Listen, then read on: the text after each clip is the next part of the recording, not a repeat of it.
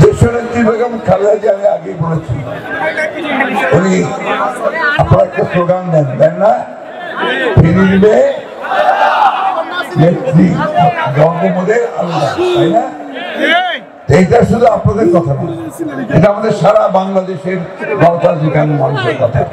আমাদের গর্বই আলাদা যে খালেদা জিয়া আমাদের মা, আমরা তার নেতৃত্বে দীর্ঘ গণতান্ত্রিক সংগ্রাম করেছি, জয়লাভ করেছি, আবারও জয়লাভ করলাম। বন্ধুরা,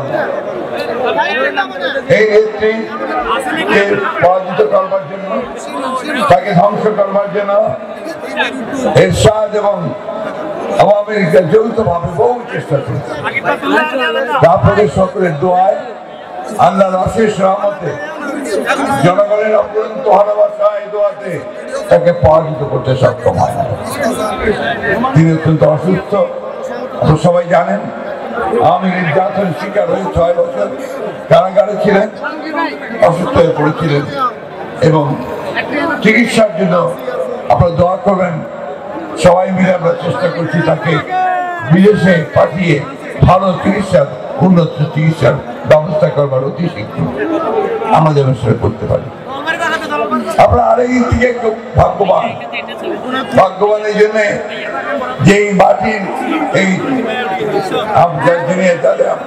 আপনাদের মেয়ে খালেদা জিয়া এবং খালেদা জিয়া তার সন্তান আর আমাদের মুক্তিযুদ্ধের ঘোষণা দেওয়ার নায়ক, আমাদের বিপ্লবের নায়ক, মুক্তিযুদ্ধের নায়ক এবং বাংলাদেশের পরিবর্তনের নায়ক শেখ মুজিবুর জিয়া রহমানের পুত্র।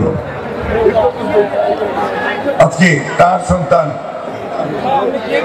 তারেক রহমান, যিনি আজকে আমাদেরকে নেতৃত্ব দিচ্ছেন, তাকে অন্যায়ভাবে মিথ্যা মামলা দিয়ে অত্যাচার করে, শারীরিক নির্যাতন করে সাজা দিয়ে তাকে বিদেশে নির্বাসিত করে রাখা হয়।